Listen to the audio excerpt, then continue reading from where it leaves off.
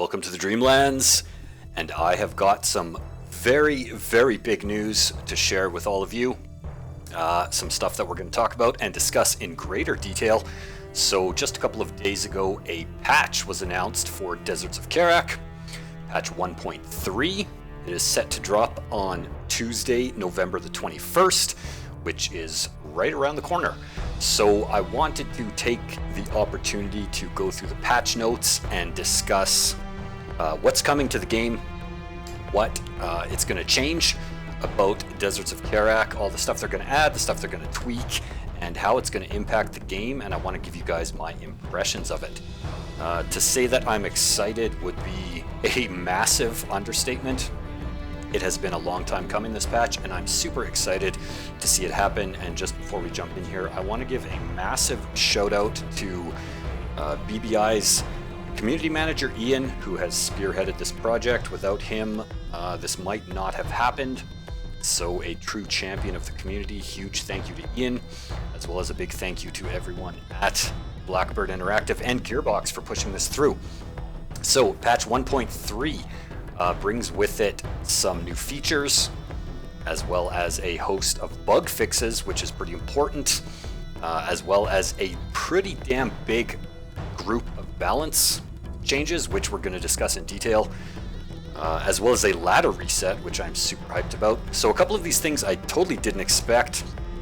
Let's jump right in. So first of all, a new feature being added is tactical pause. This is a massive addition to the game. I know that I didn't expect this to happen, quite honestly, and I know that this is going to make a lot of people very, very happy. It is definitely one of the biggest, most requested features since game launch, definitely. So basically, this is available in campaign as well as skirmish mode. So you can use this feature if you're playing skirmish games against the AI. You press the P key to pause the game, and then of course you can issue orders while paused. You can pan the camera around, do whatever you like, and when you unpause the game and it resumes, the orders will be carried out, much like in previous homeworld games. Now it's defaulted to the P key, but if you don't like that, you can rebind the keys.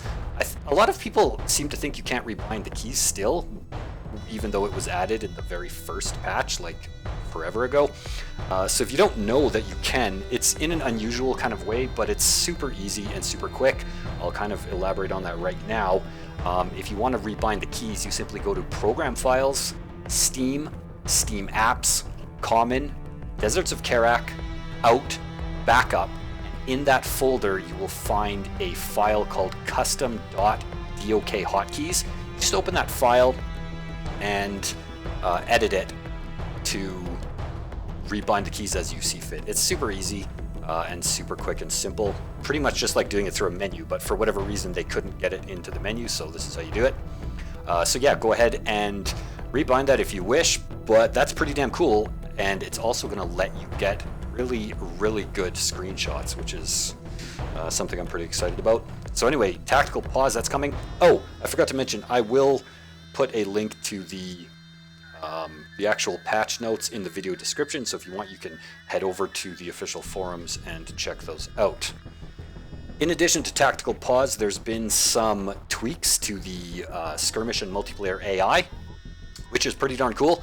So what they've done, they've left the easy and normal AI resourcing alone, and they've tweaked the hard AI resourcing so that they deplete the resource nodes much slower.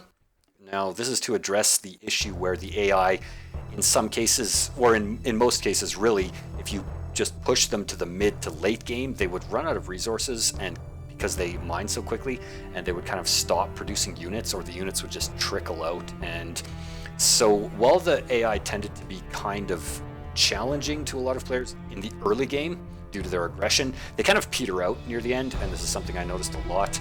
I've played a fair amount of skirmish, doing some videos and stuff like that, so this should address the challenge in the mid to late game, and that was pretty cool.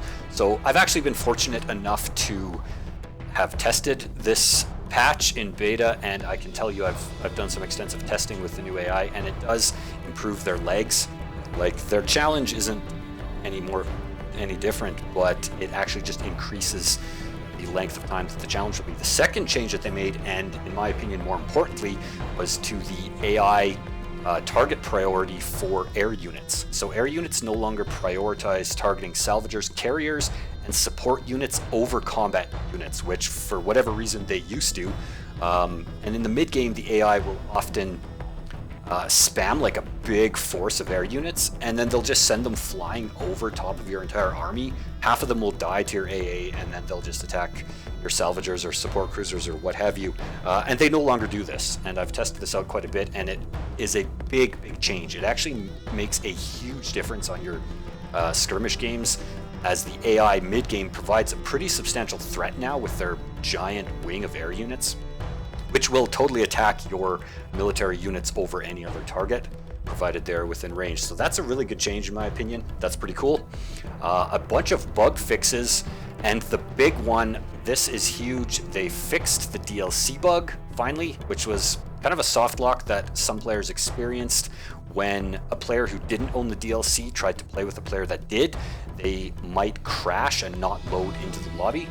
And that's plagued a lot of players for a fairly lengthy period of time, but that's been fixed and is no longer in the game, so everybody can play together no matter what DLC you own or do not own, which is amazing. There was also a bug with gunship veterancy. That's been fixed. I'm not going to go into too much detail about some of this stuff. You can read through it in the patch notes because I want to get onto the balance changes. But production cruiser tooltip bug, that's been fixed. And a couple of really big bug fixes for the campaign. A minor bug in Mission 3 in the end cutscene has been fixed. And the big one, though, is Mission 4, the Kalash Sight bug. This has been a big deal for a lot of people. I know that on the forums, a lot of people have complained about this. There was a progression blocking bug. You couldn't finish the mission. And it happened, in my opinion, in a pretty rare situation. But it seemed to happen a lot, surprisingly. It was if you destroyed the final production cruiser exactly when it built a unit, that unit would bug the mission. You couldn't target it, you couldn't destroy it, and it would prevent you from finishing the mission. That's been fixed, so that's pretty huge. Also a Mission 12 bug that was pretty big. I'm not going to go into too much detail just in case there's anybody watching that hasn't played through the campaign, but there was, near the beginning of that mission, there was a bug that sometimes happened where a certain group of units that was supposed to pursue you wouldn't do that properly. And so that's been fixed, as well as some map bugs. Of course, the Great Attractor, as it's become known, the Tidan Passage map, where you could have units fall into the crater, which is unplayable area, and get lost forever. That's been fixed. The Shallows, there was a passage between the terrain on one part of the map that was visually passable, but when attempting to send units through it, they couldn't path through the terrain, so that's been fixed, as well as a bug on Galcian Territories map, which made one of the extraction zones look like it was in a different location than it actually was if your camera was at a certain angle. So that's been fixed. They just moved the actual extraction zone a little bit to rectify this, so that's pretty cool. So there's all the bug fixes and the additions to the features and the AI. Now on to the good stuff. We are getting a pretty substantial list of balance changes, and I'm going to go through them by faction.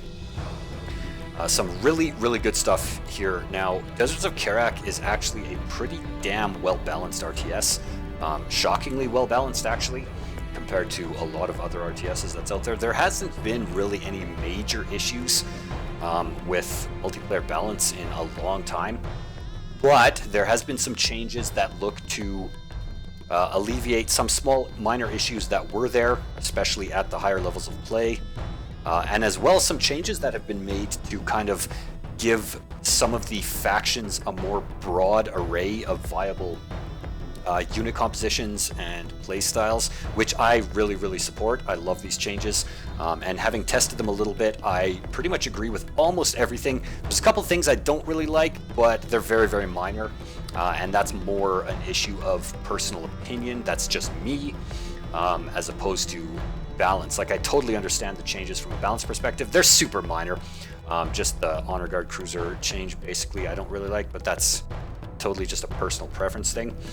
From a balance perspective, it totally makes sense. But I'm getting ahead of myself. I'm pretty excited making this video. At any rate, so balance changes for the Coalition. First up, the Carrier. It's had its point defense weapon rate of fire increased from 2 to 3.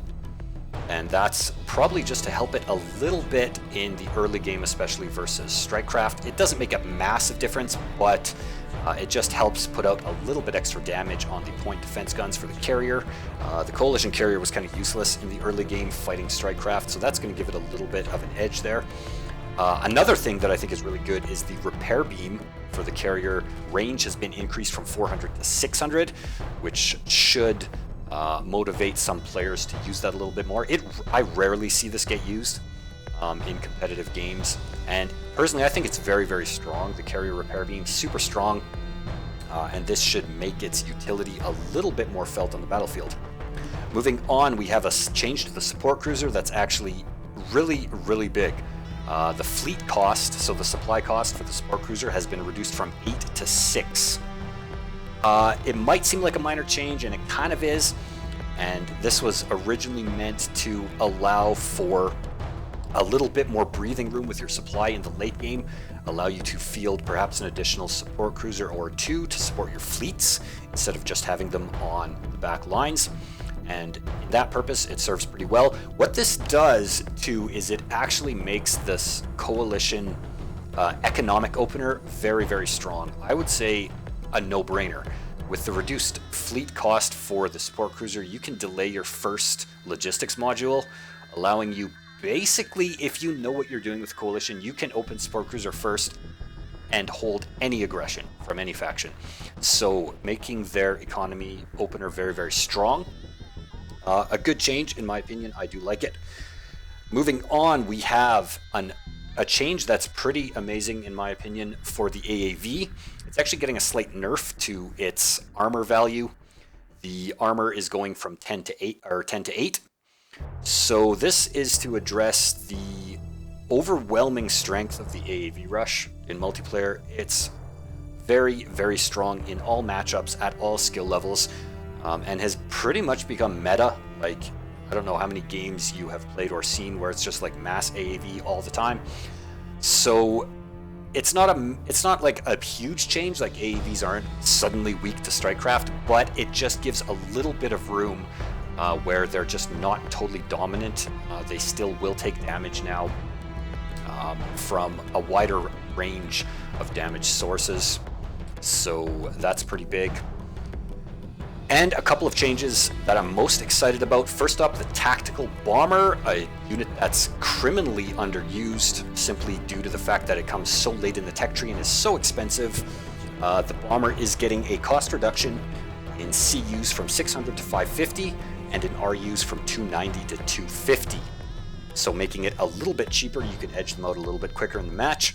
And more importantly, Bomber targeting range is being increased to match the range of the Precision Bomber. So previously, the TAC Bomber had to fly directly over top of its target, whereas the Precision Bomber could launch the bomb at a small range. So the TAC Bomber now has a slight range that it can launch its payload at, so you don't need to fly directly over top. With a little bit of micro, you can make good use of that.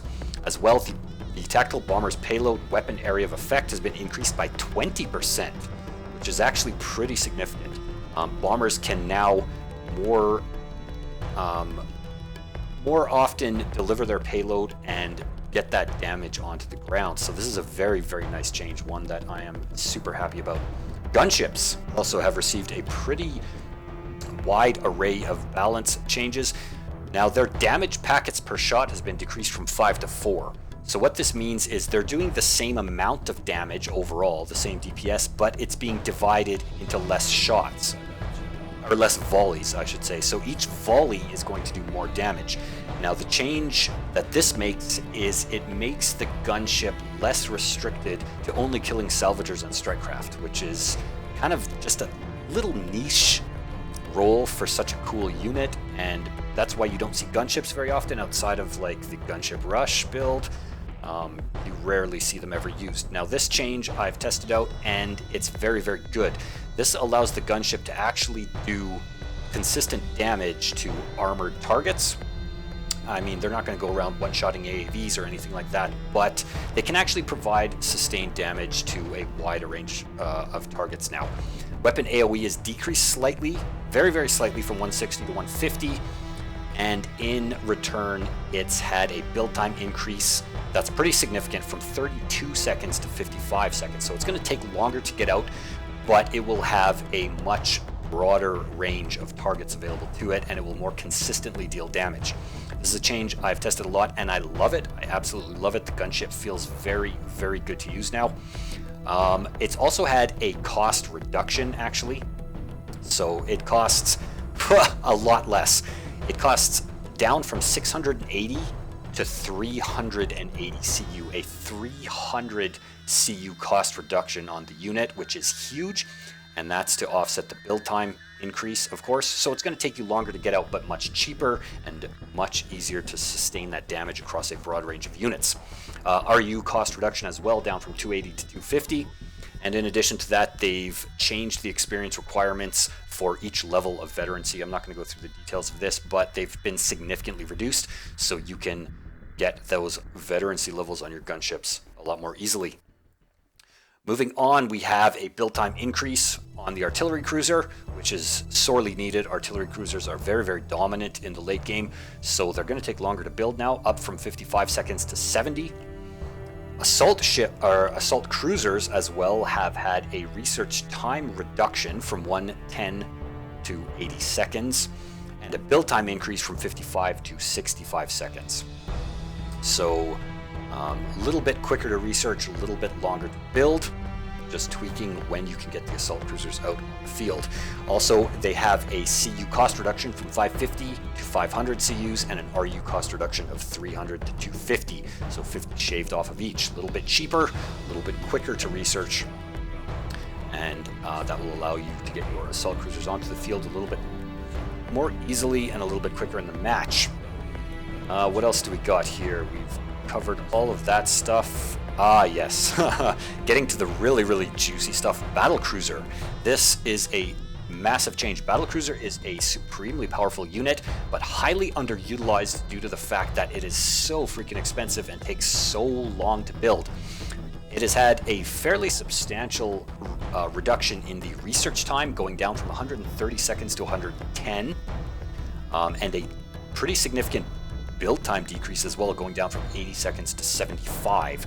So you can get your battlecruiser research much more quickly, and your battlecruisers will build much more quickly. And this is to kind of incentivize their use in the late game, because they are an iconic unit that doesn't see a lot of use, sadly. So this will rectify that. Now that's it for the coalition changes. Some things that are really, really good: buffs to the gunship, buffs to the bomber, buffs to the battlecruiser, slight nerf to the AAV, buff to the carrier, buff to the support cruiser, and small buff to the assault cruiser, and a small nerf to the artillery cruiser. That's it. It took longer to go through that because a lot of the Soban changes are going to mirror that. But actually, let's talk about Soban right now, because this is by far the changes that I am the most excited about. Being a player that loves the idea of the Soban, I love their lore, I love their look, I love the idea behind the faction. And sadly, they have been kind of at the bottom of the barrel in terms of competitive play for a number of reasons, most notably the weakness of the Soban carrier and the Soban battlecruiser in combat. Those things have been rectified as well, which is really, really good. So this opens up a lot more ability for the Soban to engage directly instead of relying on ALM cheese, which sadly the vast majority of Soban play has consisted of. So let's get right into the Soban changes. First up, all of the coalition changes for their units: the AAV, the assault cruiser, the artillery cruiser, gunship, bomber, and support cruiser, also applied to the Soban. So they have all of those changes. In addition to that, their carrier now has had its point defense weapons, the railguns on the Soban carrier, damage has been increased from 100 to 160, which is a very, very big increase. So they are going to be doing a lot of damage. Second of all, their power level cooldown for the level 4 and 5 weapon turrets has been decreased Level 4 cooldown used to be 1600, it's now 1500, and weapon 5 cooldown used to be 1600 as well, and it's now down to 1000. So some pretty significant cooldowns on their guns for level 4 and 5 powers, so that's basically going to increase their damage and increase their rate of fire. Let's go along here. Soban Battlecruiser has gotten some pretty significant changes as well. Let me just find it in the patch notes here. I'm not going in the order that it's shown on here. I'm kind of just going in the order of what I want to talk about. So Carrier has had damage increase, rate of fire increase. Bomber, we've already talked about all that stuff. Battlecruiser should be near the bottom. All right, here we go. So in addition to, of course, the research time decrease, as well as the build time decrease that the Coalition get, Battlecruiser damage for the Soban has been increased from 270 to 320. So a pretty significant increase in their damage, as well as their short-range accuracy penalty has been removed, which is gigantic. Soban Battlecruisers used to have a accuracy penalty for units that were close up, which means they missed a lot. Being a long-range unit, that is no longer the case. So the Soban Battlecruiser now does some pretty terrifying damage, and it will be able to apply that damage much more consistently. This is a unit that feels very, very good to use now. I'm very happy with what they've done to the Soban Battlecruiser. I love this faction. The Carrier feels much more deadly now, and the Battlecruiser feels much, much more deadly, and I'm super stoked about that. Same changes across the board for everything else, except for one big nerf that the Soban are getting to offset their much larger ability to deploy their military force on the battlefield. They are getting a nerf to their ALMs, which is needed in my opinion. Like Soban play, as I mentioned, was all ALM cheese. Now they have a cooldown on ALM deployment that is 5 seconds. So before there was no cooldown, you could just spam ALMs all over the place. I'm sure you're aware of that, and it was super cheesy and annoying. Now you can, you have to think about where you're going to deploy your ALMs. You can't just deploy them reactively anymore. Like if you're getting attacked, you can't just spam a bunch of ALMs and hold it. You have to think and use a little bit of foresight, a little bit of strategy. It makes it a lot more strategic, a lot more tactical, and it feels really good to use. You can't just use it as a crutch anymore. It's actually something you have to think about. So I fully support this change. I like it a lot. As well, they've got a bit of a change to the scaling of the range. You can deploy the ALMs at various power levels. Level 1 remains 500, level 2 remains 1000, level 3 remains 1500, level 4 has been reduced from 2000 to 1800, and level 5 has been cut in half from 4000 to 2000. Again, this is something I fully agree with. You're not going to see in the late games level 5 Soban Carrier launching ALMs all the way across the map and cheesing somebody's resource location, which is super lame, but happens a lot. So you're not going to see that anymore. The Soban ALM range has been drastically reduced, cut in half actually at level 5. So that's really, really good. And it's fine though, because now your Carrier is going to be able to fight more effectively in combat, and your Battlecruisers are going to be a force to be reckoned with. People are going to learn to fear these things once again, as they should. So some very, very good changes to the Soban, stuff that I'm the most excited about.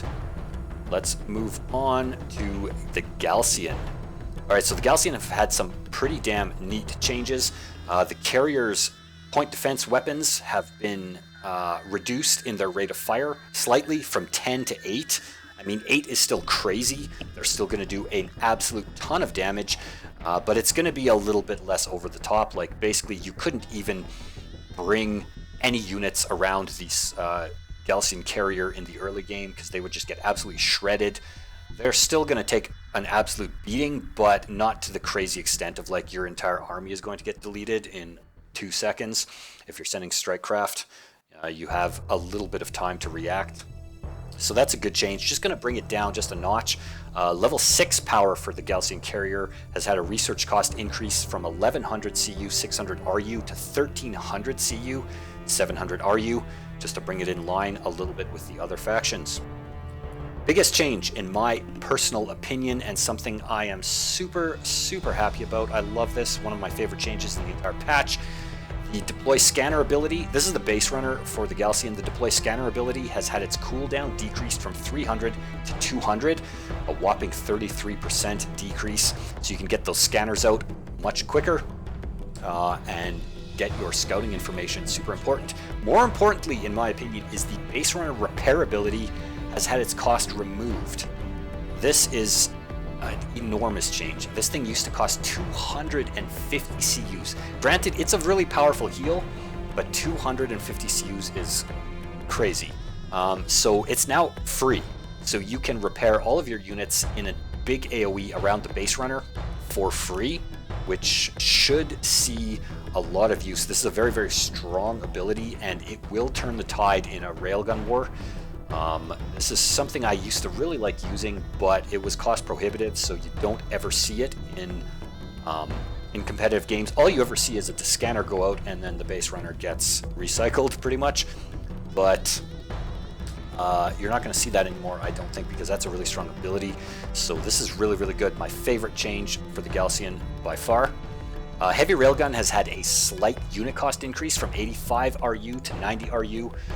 I suspect, I don't know why this change was pushed through. I think Trend would know better than I, but I suspect it's due to the fact that the Galcian Heavy Railgun is very, very cost effective. It's got the best accuracy of any railgun, and in addition to its incredible strength once you have the heavy calibration, or pardon me, the ranged calibration, it also has the longest range. So Galcian Heavy Railgun's super dominant in the railgun wars, and I anticipate that this change was made just to reflect that, slightly more tech heavy. So the Salvagers have had their armor increased from 0 to 2 to bring them in line with the Coalition factions. Honor Guard Cruiser. Now it's had a tech research time decrease, which I really like. You could get those Honor Guard Cruisers onto the field a little bit quicker, 15 seconds quicker actually. It's down from 100 seconds to 85. The one change I don't like about these guys is they've had a slight hit point decrease from 3,800 to 3,600. I know Tren is probably going to bitch about this in the comments. I don't like this change personally. It doesn't make a huge impact though, in all honesty. This is just one of my favorite units in the game. It's super iconic. I love it. And they're not terribly tanky as is, but they're not supposed to be. I get it. This makes perfect sense from a balance perspective. They're not supposed to be super tanky. They're not a frontline unit.